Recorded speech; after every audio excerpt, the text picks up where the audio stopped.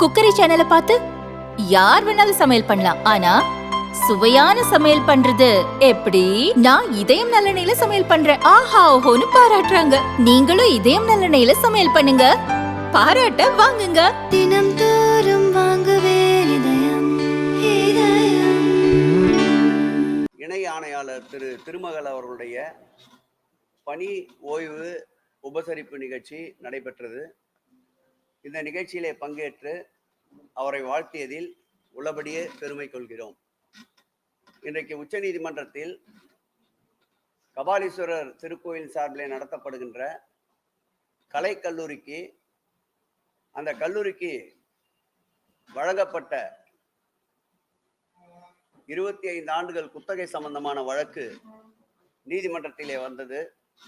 அந்த வழக்கு இன்றைக்கு தள்ளுபடி செய்யப்பட்டு கல்வி என்பது ஒவ்வொரு அடிப்படை மனிதனுக்கும் தேவை என்பதை உலகுக்கு உணர்த்திய உச்ச நீதிமன்றத்திற்கு இன்றைய தினம் இந்து சமய அறநிலையத்துறையின் சார்பில் மனமார்ந்த நெஞ்சார்ந்த நன்றிகளை தெரிவித்துக் கொள்வதில் மற்றற்ற மகிழ்ச்சி அடைகிறோம்.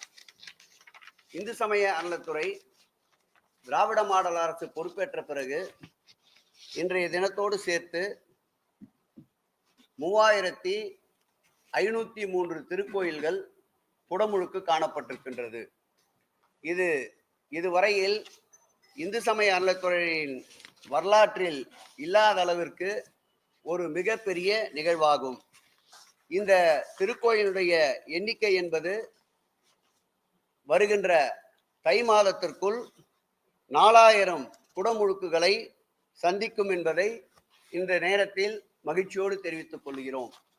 இன்றைய தினம் மாத்திரம் 51 திருக்கோயில்கள் குடமுழுக்கு நடத்தப்பட்டிருக்கின்றன.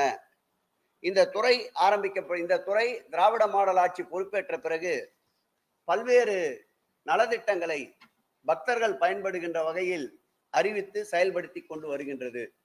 அதில் குறிப்பிட்டு சொல்ல வேண்டும் என்றால், கட்டணமில்லா திருமணம் என்பதை அறிவித்து இதுவரையில் 1800 திருமணங்கள் நடந்து முடிந்திருக்கின்றன.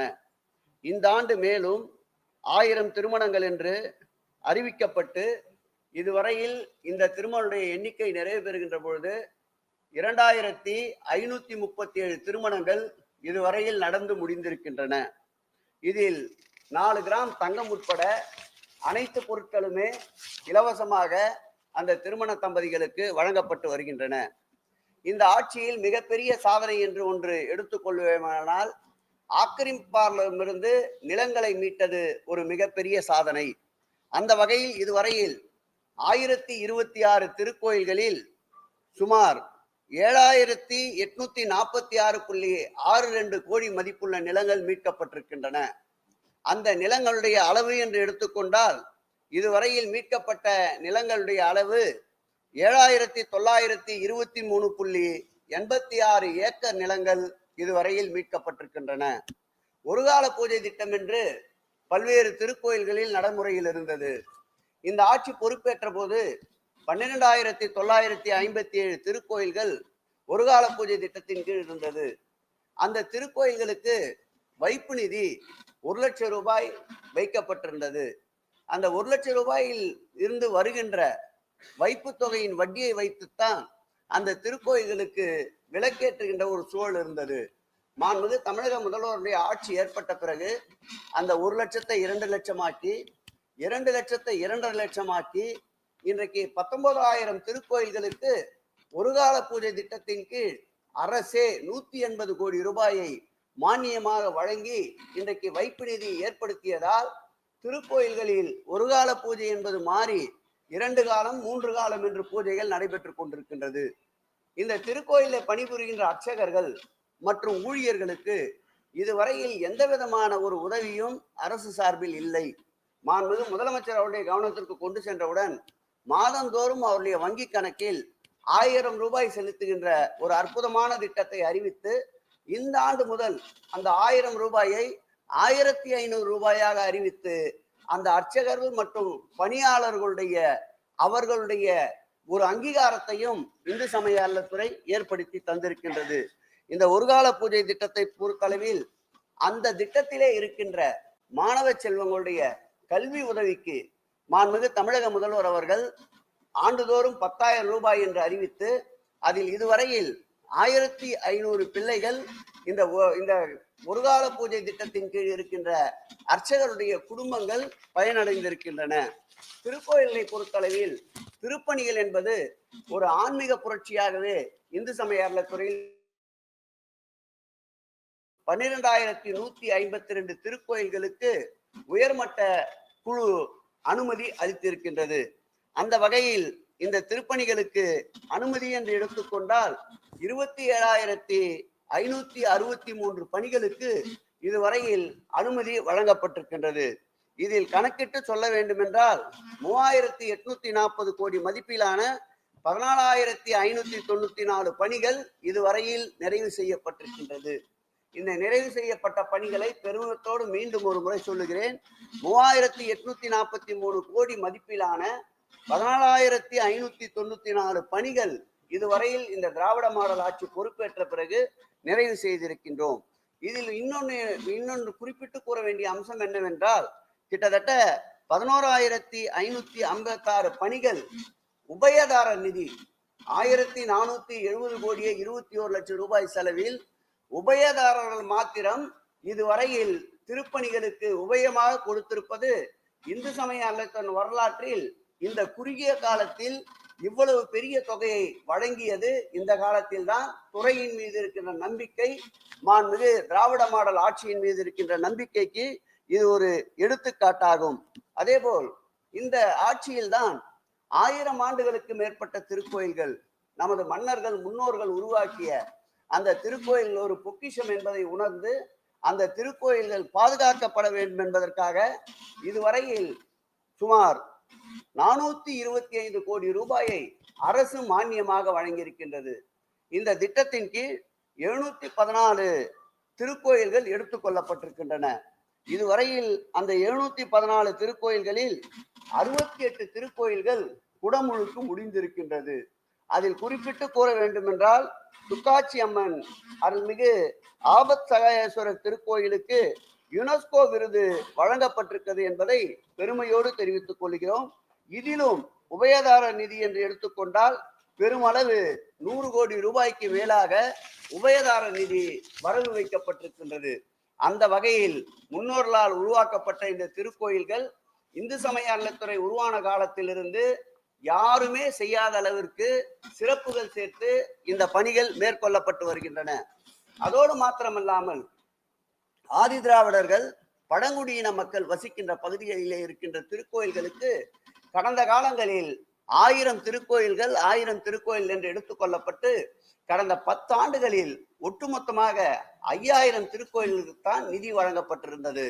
இந்த ஆட்சி ஏற்பட்ட பிறகு 1 லட்சம் ரூபாய் என்றிருந்த அந்த தொகையை 2 லட்சமாக உயர்த்தி மீண்டும் தமிழக முதல்வர் அவர்கள் இந்த நிதி பத்தாது என்றவுடன் 2.5 லட்சமாக உயர்த்தி இதுவரையில் 5000 ஆதி திராவிடர் மக்கள் வசிக்கின்ற பகுதிகளிலும் 5000 பழங்குடியினர் மக்கள் வசிக்கின்ற பகுதிகளிலும் 10,000 திருக்கோயில்களுக்கு சத்தமில்லாமல் ஒரு ஆன்மீக புரட்சியை நடத்தி இருக்கிறோம் என்பதை இந்த நேரத்தில் பெருமையோடு சொல்லிக்கொள்ள கடமைப்பட்டிருக்கின்றோம்.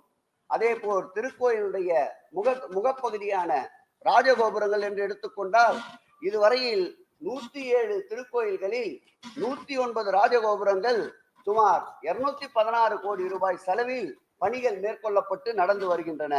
அதே போல் ராஜகோபுரங்களுடைய மரமாத்து பணிகள் என்று எடுத்துக்கொண்டால் 329 திருக்கோயில்களில் 93 கோடி ரூபாய் செலவில் 351 ராஜகோபுரங்கள் பணிகள் மேற்கொள்ளப்பட்டு வருகின்றன. அதில் 178 ராஜகோபுரங்களுடைய மரமாத்து பணிகள் நிறைவு பெற்றிருக்கின்றன. அதோடு மட்டுமல்ல, தேர் என்று எடுத்துக்கொண்டால் ஆழித்தேர் திருவாரூர் அனைவர் ஞாபகத்திற்கும் வரும். இந்த ஆட்சி ஏற்பட்ட பிறகு அதே போல் கண்டதேவி திருக்கோயிலுடைய திருத்தேர் 18 ஆண்டு காலமாக ஓடாமல் இருந்த அந்த திருத்தேரை திராவிட மாடலுடைய ஆட்சியின் நாயகன் எங்கள் மாண்புமிகு தமிழக முதல்வர் அவர்கள் அனைத்து தரப்பினரையும் ஒருங்கிணைந்து அழைத்து பேசி அந்த தேரை ஓட வைத்த பெருமை மாண்புமிகு தமிழக முதல்வரை சாரும். சுமார் 75 கோடி ரூபாய் செலவில் இதுவரையில் 130 திருக்கோயில்களுக்கு 134 புதிய மரத்தேர்கள் உருவாக்கப்பட்டு வருகின்றன. அதில் 28 தேர்கள் பக்தர்களுடைய பயன்பாட்டிற்கு அர்ப்பணிக்கப்பட்டிருக்கின்றன. அதோடு மட்டுமில்லாமல் தேர் மரமாத்து பணிகள் என்று எடுத்துக்கொண்டால் 19 கோடி ரூபாய் செலவில் சுமார் 72 திருக்கோயில்களில் 72 திருத்தேர்கள் மரமாத்து பணிக்கு ஏற்றுக்கொள்ளப்பட்டு இதுவரையில் 50% மேலாக 40 திருத்தேர்கள் மரமாத்து பணிகள் முடிவுற்று பக்தர்களுடைய நேர்த்திக்கடனுக்கு அர்ப்பணிக்கப்பட்டிருக்கின்றன. எந்த காலத்திலும் இல்லாத அளவிற்கு முல்லைக்கு தேர் கொடுத்தான் பாரி என்று வரலாற்றிலே சொல்லுவார்கள். தேர்கள் வெயிலிலும் மழையிலும் நினையக்கூடாது என்பதற்காக அதற்காக பிரத்யேகமாக ஒரு திட்டத்தை உருவாக்கி சுமார் 30 கோடி ரூபாய் செலவில் 197 திருக்கோயில்கள் இதுவரையில் 104 திருத்தேர்களுக்கு பாதுகாப்பு திருக்கொட்டகைகள் அமைத்து தந்திருக்கின்ற ஆட்சி இந்த ஆட்சி.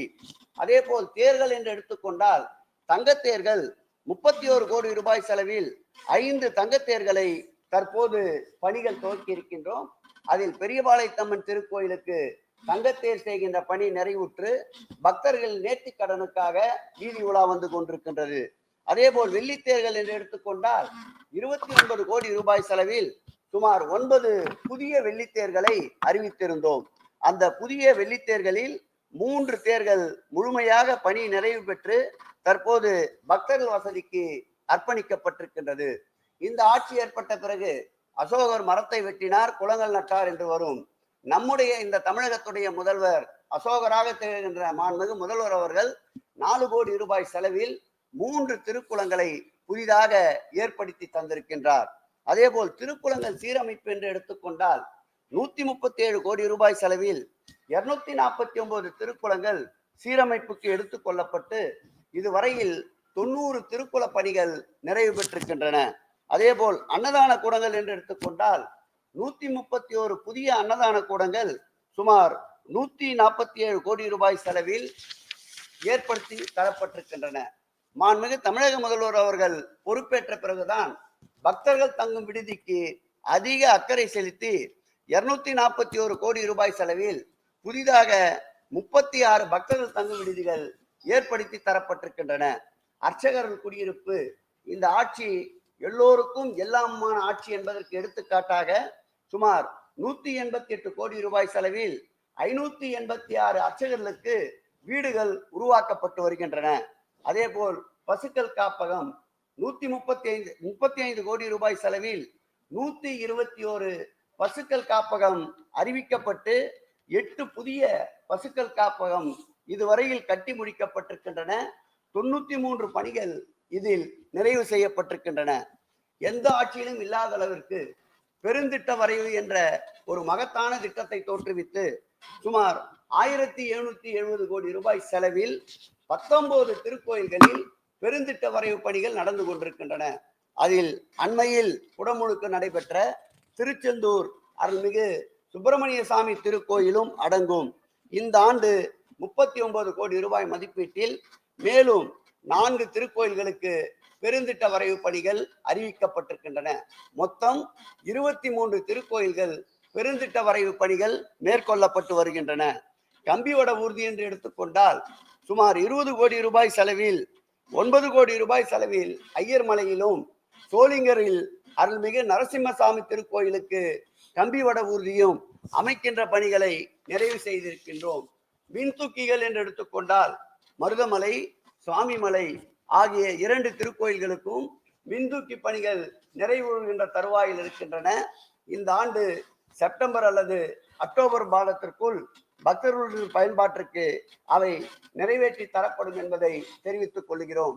இந்த ஆட்சி ஏற்பட்ட பிறகுதான் சிறுவாபூரிலே பெருகி வருகின்ற பக்தருடைய எண்ணிக்கைக்கு ஏற்ப, திருத்தணியிலே பெருகி வருகின்ற பக்தருடைய எண்ணிக்கைக்கு ஏற்ப சுமார் 110 கோடி ரூபாய் 57 கோடி ரூபாய் செலவில் நம்முடைய திருத்தணியில் பாதையை அகலப்படுத்துவதற்கும் 67 கோடி ரூபாய் செலவில் சிறுவாபுரியிலே சாலையை அகலப்படுத்துவதற்கும் அரசு மானியமாக சுமார் 127 கோடி ரூபாயை அறிவித்திருப்பதை இந்த நேரத்தில் மகிழ்ச்சியோடு தெரிவித்துக் கொள்ள கடமைப்பட்டிருக்கின்றோம். அதேபோல் உலகத்திலேயே மிக உயரமான சிலை நம்முடைய மருதமலையிலேயும், அதேபோல் திண்டல் பகுதியிலேயும், அதேபோல் செய்யாறு பகுதியிலேயும் முக்கியமாக இந்த முருகர் சிலைகள் இந்த ஆட்சி ஏற்பட்ட பிறகு அறிவிக்கப்பட்டு அந்த பணிகள் வெகு விரைவில் நடைபெற இருக்கின்றது. இந்த ஆட்சி ஏற்பட்ட பிறகுதான் பெரியாருடைய கனவுகளையும் கலைஞர் அவர்களுடைய எண்ணங்களையும் நிறைவேற்றுகின்ற வகையில் 29 அர்ச்சகர்களை அனைத்து ஜாதியினரும் அர்ச்சகர்களாகலாம் திட்டத்தின் கீழ் பணியமர்த்தப்பட்டிருக்கின்றது. இந்த ஆட்சி ஏற்பட்ட பிறகுதான் அனைவரும் அனைத்திற்கும் சமமானவர்கள் என்பதை, ஆணுக்கு பெண் நிகர் என்பதை பறைசாற்றுகின்ற வரையில் 12 பெண் ஓதுவார்களை இந்த ஆட்சி ஏற்பட்ட பிறகுதான் நியமித்திருக்கின்றோம். அதேபோல் பணிகளுடைய அரசினுடைய பெருகி வருகின்ற பணிச்சுமையை கருத்தில் கொண்டு இதுவரையில் இந்த ஆட்சி ஏற்பட்ட பிறகு 714 பேர் உதவி ஆணையர், செயல் அலுவலர், உதவியாளர், இளநிலை உதவியாளர், தட்டச்சர், சுருக்கெழுத்து தட்டச்சர் என்று டிஎன்பிசியின் சார்பில் 714 பேர்களை இதுவரையில் பணி நியமனம் செய்யப்பட்டிருக்கின்றார்கள். கருணை அடிப்படையில் நபர்களுக்கும் 128 நபர்களுக்கும் பணியாணைகள் வழங்கப்பட்டிருக்கின்றன. மாண்புமிகு தமிழக முதல்வர் அவர்கள் பொறுப்பேற்ற பிறகுதான் இந்த துறையில் பதவி உயர்வு என்பது எட்டாக்கனியாக இருந்தது. இதுவரையில் 935 பேர் பதவி உயர்வு பெற்றிருக்கின்றார்கள். அதேபோல் தொகுப்பூதியத்தில் இதுவரையில் நிரந்தரமாக பணியமர்த்தப்படுகின்ற அரசாணைக்கு இணங்க 1347 பேர் இதுவரையில் பணி வரன்முறை படுத்தப்பட்டிருக்கின்றார்கள் என்பதை மகிழ்ச்சியோடு தெரிவித்துக் கொள்கிறேன். அர்ச்சகர்கள் மற்றும் பணியாளர்கள் ஓய்வூதியம் 4000 என்று இருந்ததை இந்த ஆட்சி ஏற்பட்ட பிறகுதான் 5000ஆக உயர்த்தி இருக்கின்றோம். ஓய்வு பெற்ற அர்ச்சகர் மற்றும் பணியாளர்களுக்கு குடும்ப ஓய்வூதியம் பெறுபவர்களுக்கு பொங்கல் கருணை கொடையை முதலாக அறிவித்த ஆட்சி திராவிட மாடல் ஆட்சி. ஓய்வு பெற்ற அர்ச்சகர்கள் மற்றும் பணியாளர்களுக்கு நிகராக திருக்கோயில் பணியாளர்களுக்கு குடும்ப நல நிதி 4 லட்சம் ரூபாயாக உயர்த்தப்பட்டிருக்கின்றது. ஆண்டிற்கு ஒரு முறை கட்டணமில்லா முழு உடல் பரிசோதனை முதலில் இந்த திட்டத்தை கொண்டு வந்த ஆட்சி மாண்புமிகு தமிழக முதல்வர் அவருடைய ஆட்சி. இது ஒரு புறம் என்றால், ஆன்மீக பயணத்தை பொறுத்தளவில் இந்த ஆட்சிதான் ஒரு தனி முத்திரை பதித்திருக்கின்றது. அது நம்முடைய அறுபடை வீடுகளுக்கு அழைத்து செல்லுகின்ற ஆன்மீக பயணம். அதேபோல் ஆடி மாதங்களில் அம்மன் திருக்கோயில்களுக்கு செல்லுகின்ற ஆன்மீக பயணம். அதேபோல் புரட்டாசி மாதத்தில் பெருமாள் திருக்கோயில்களுக்கு செல்லுகின்ற ஆன்மீக பயணம். அதேபோல் காசி ராமேஸ்வரத்திற்கு செல்லுகின்ற ஆன்மீக பயணம். அதேபோல் முக்திநாத் மானசேவர் திருக்கோயில்களுக்கு செல்லுகின்ற பக்தர்களுக்கு உண்டான மானியத்தை உயர்த்தி வழங்குவதென்று எண்ணற்ற ஆன்மீக பயண திட்டங்களை கொண்டு வந்து 60 வயது கடந்த முதியோர்களை இறைவனை காணுவோமா இனி என்று அதிசயித்துக் கொண்டிருந்த முதியோர்களுக்கு இறைவனாக இருந்த இந்த ஆட்சி இறை தரிசனத்தை ஏற்படுத்தி தந்திருக்கின்றது என்பதை மகிழ்ச்சியோடு தெரிவித்துக் கொள்கிறோம். தங்க முதலீட்டு திட்டம், திருக்கோயிலே வருகின்ற பலமாற்று பொன்னினங்கள் பயன்பாட்டிலே இல்லாதவற்றை நீதிபதிகளை குழு அமைத்து அவர்கள் முழுமையாக அதில் தங்கத்தை பிரித்தெடுத்து ஒன்றிய அரசுக்கு சொந்தமான நம்முடைய உருக்காலைக்கு சென்று அந்த தங்கத்தை உருக்கி அதை வங்கியிலே வைத்த அளவிற்கு இதுவரையில் ஆண்டொன்றுக்கு 17 கோடி ரூபாய் வீணாக இருந்த அந்த தங்கத்தின் வாயிலாக திருக்கோயிலுடைய திருப்பணிக்காக கொண்டு வந்து சேர்த்திருக்கின்றோம். முக்கியமான திட்டம், இறை பசியோடு வருகின்ற அன்பவர்களுக்கு வயிற்று பசியை போக்குகின்ற நோக்கத்தோடு 13 திருக்கோயில்களில் இதுவரையில் முழு நேர அன்னதான திட்டத்தை கொண்டு வந்திருக்கின்றோம். இந்த ஆண்டு புதிதாக மேலும் 2 திருக்கோயில்களுக்கு இந்த அன்னதான திட்டத்தை அறிவித்திருக்கின்றோம். ஒருவேளை அன்னதான திட்டம் 764 திருக்கோயில்களில் மிக சிறப்பாக செயல்பட்டு கொண்டிருக்கின்றது. இந்த அன்னதான திட்டத்தில் மாத்திரம் ஆண்டொன்றுக்கு 3,50,00,000 மக்கள் பயன்படுகின்றார்கள், பக்தர்கள் பயன்படுகின்றார்கள். இதற்கு ஆகின்ற செலவு பார்த்தால் ஆண்டுக்கு 120 கோடி ரூபாய் ஆண்டுக்கு செலவு செய்து கொண்டிருக்கின்றோம். பழனியிலே பாத யாத்திரையாக வருகின்ற பக்தர்களுக்கு பங்குனி உத்திரம் மற்றும் தைப்பூசத்திற்கு 20 நாட்களில் 4 லட்சம் பக்தர்களுக்கு உணவளிக்கின்றோம். திருவிழா போன்ற விசேஷ நாட்களில் பக்தர்கள் அதிகமாக கூடுகின்ற நாட்களில் பக்தர்களுடைய எண்ணிக்கைக்கேற்ப அன்னதானத்தை உயர்த்தி வழங்கி கொண்டிருக்கின்றோம்.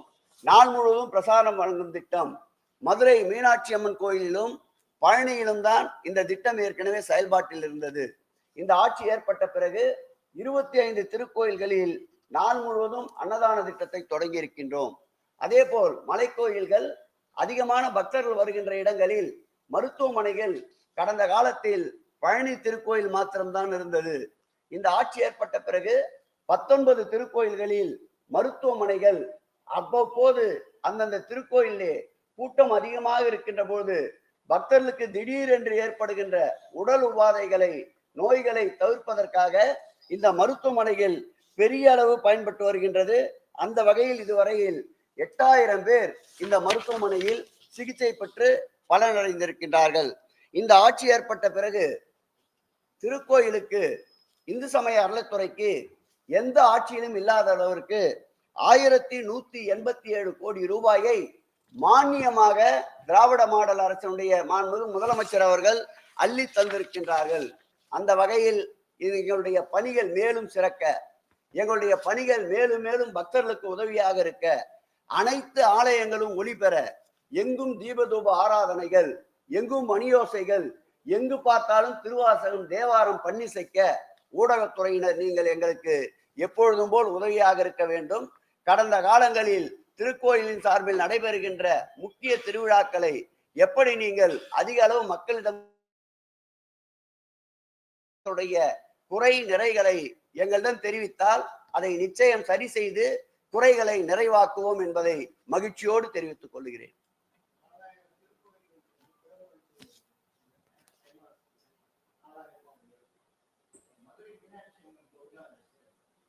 மதுரை மீனாட்சி அம்மன் கோயிலை பொறுத்தளவில் வீர வசந்தராயர் மண்டபம் 2018ஆம் ஆண்டு ஏற்பட்ட தீ விபத்தின் காரணமாக அந்த வீர வசந்தராயர் மண்டபத்தை புதுப்பிக்கின்ற பணிகள் நடந்து கொண்டிருக்கின்றன. அதோடு சேர்ந்து ஒரு 64 பணிகள் திட்டமிடப்பட்டு குடமுழுக்கிற்கு தேவையான பணிகளை மேற்கொண்டு வருகின்றோம். தை மாதத்திற்குள் குடமுழுக்கை முடிக்க வேண்டும் என்று திட்டமிட்டிருக்கின்றோம். அதில் வீர வசந்தராயர் மண்டபத்திற்கு தேவைப்படுகின்ற கற்கள் கிடைப்பது மிக கடினமான சூழல் இருக்கின்றது. ஆகவே அதற்குண்டான முயற்சியும் எங்களுடைய துறையினுடைய செயலாளர் மணிவாசகம் அவர்களும், எங்கள் துறையினுடைய ஆணையாளர் அன்பிற்கினிய ஸ்ரீதர் அவர்களும், துறையினுடைய கூடுதல் ஆணையாளர் பழனி அவர்களும், அந்த திருக்கோயிலுடைய இணை ஆணையாளர்களும் முழு வீச்சில் இந்த பணிகளை மேற்கொண்டிருக்கின்றார்கள்.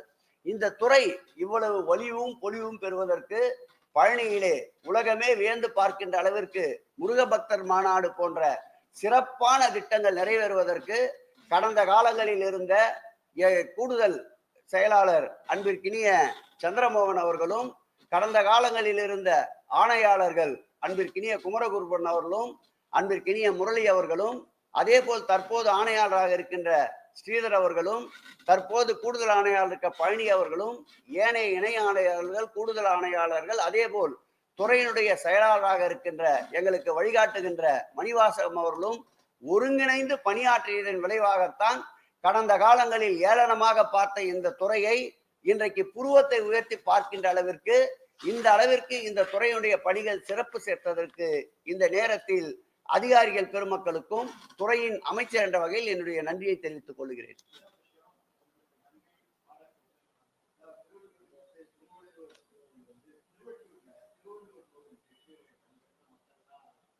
அந்த பணிகள் துவங்கப்பட்டு விட்டது, பணிகள் நடைபெற்றுக் கொண்டிருக்கின்றது.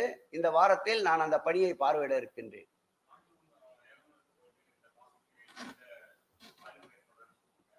கண்டிப்பாக இந்த அடுத்த மாதம் முதல் வாரத்தில் ஆய்வினை மேற்கொள்வோம். இந்த ஆட்சி ஏற்பட்ட பிறகுதான் அதில் 1000 கால் மண்டபம் திறக்கப்படாமல் இருந்தது. எங்களுடைய ஆய்வின் விளைவாகத்தான் அந்த 1000 கால் மண்டபம் பயன்பாட்டுக்கு வந்தன. நெல்லையப்பர் கோயிலே 1000 கால் மண்டபம் 18 ஆண்டுகளாக திறக்கப்படாமல் இருந்தது. அந்த வாயிற்கதையும் திறந்த பெருமை, அந்த 1000 கால் மண்டபத்தை திறந்து வைத்த பெருமை மாண்புமிகு தமிழக முதல்வர்கள் சாரும். அதே போல் நம்முடைய ராமேஸ்வரத்திலே இருக்கின்ற வெள்ளித்தேர் கிட்டத்தட்ட 13 ஆண்டுகளாக பக்தர்கள் பயன்பாட்டிற்கு இல்லாமல் இருந்தது. அந்த வெள்ளித்தேரை வீதி உலா வர செய்த பெருமை திராவிட மாடல் ஆட்சியை சாரும். சமயபுரம் மாரியம்மன் திருக்கோயில் தங்கத்தேர் 10 ஆண்டுகளாக பக்தர்களுடைய பயன்பாட்டிற்கு இல்லாமல் இருந்தது. அந்த தங்கத்தேரையும் பக்தருடைய பயன்பாட்டிற்கு கொண்டு வந்த பெருமை மாண்புமிகு முதலமைச்சர் அவர்களை சாரும். நீங்கள் கோரிய அந்த காஞ்சிபுரத்துடைய திருக்கோயிலுடைய பணிகள் 4 முறை ஒப்பந்தம் கோரப்பட்டும் ஒப்பந்தக்காரர்கள் யாரும் அதில் பங்கு பெறாததால் மீண்டும் ஒப்பந்தம் கோரப்பட்டிருக்கின்றது. நிச்சயமாக அந்த பணிகள் மேற்கொள்ளப்படும். இதர பணிகள் நடந்து கொண்டிருக்கின்றன. நல்ல ரெஸ்பான்ஸ். நாங்க எங்களோட எண்ணிக்கை 1000 பேர், 2000 பேர். இந்த 2000 பேரை நிச்சயமாக பூர்த்தி அடைவதோடு மட்டுமல்லாமல் அதற்கு அதிகமாக வந்தாலும் நிச்சயமாக அதையும் மாண்புமிகு முதலமைச்சர் அவருடைய கவனத்திற்கு கொண்டு சென்று அவர்களையும் இதில் பயணிப்போம். கிட்டத்தட்ட ஆன்மீக பயணத்தை பொறுத்தளவில் அனைத்து செலவுகளும் மாண்புமிகு தமிழக முதல்வருடைய உத்தரவின்படி அரசே மானியமாக வழங்கி கொண்டிருக்கின்றது.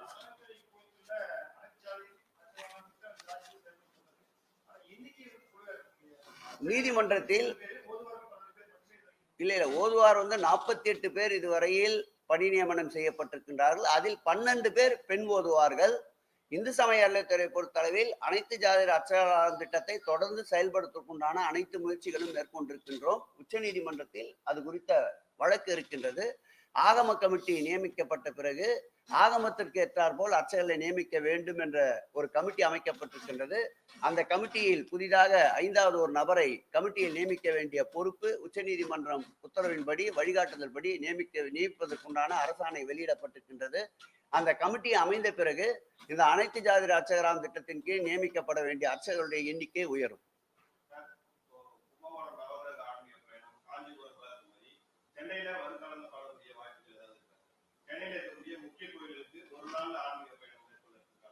நிச்சயமாக அதை தான் நாங்கள் ஆடி மாதத்தில் ஆன்மீக பயணம், புரட்டாசியில் ஆன்மீக பயணம், அப்படி என்று ஆன்மீக பயணத்தை நிச்சயமாக நிருபர் அதற்குண்டான ஆலோசனை இப்படி செய்யலாம்.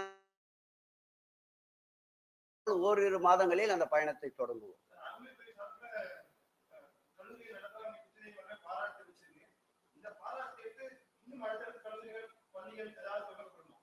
நிச்சயமாக தடைகள் பல உண்டென்றால் அதை தகர்த்தெறிகின்ற திறந்தோள்கள் இந்த ஆட்சிக்கும் மாண்புமிகு திராவிட மாடல் நாயகன் எங்கள் முதல்வருக்கும் உண்டு.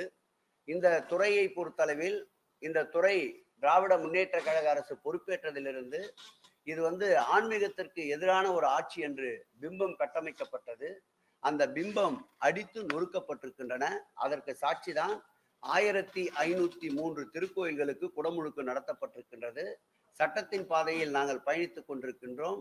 அதில் இடையூறு ஏற்படுத்த நினைப்பவர்களுடைய தடைக்கற்கள் தகர்த்தெறியப்படும். நீதிமன்றத்தின் நெடிய படிக்கட்டுகள் ஏறி இந்த துறையினுடைய வளர்ச்சிக்கும், அறநிலையத்துறை என்பதே அறம் சார்ந்த ஒரு துறை. அதில் பக்தர்களுடைய நலன் அதே போல் மக்களுடைய நலனையும் இரண்டையும் இணைத்து பயணிப்போம். நிச்சயமாக இந்த தீர்ப்பு மேலும் மேலும் எங்களுடைய அறப்பணிகளுக்கு உறுதுணையாக இருக்கும் என்பதை மகிழ்ச்சியோடு தெரிவித்துக் கொள்கிறேன். அந்த இடத்தை பொறுத்தளவில் முழுமையாக அந்த இடம் சீர் செய்யப்பட்டிருக்கின்றது.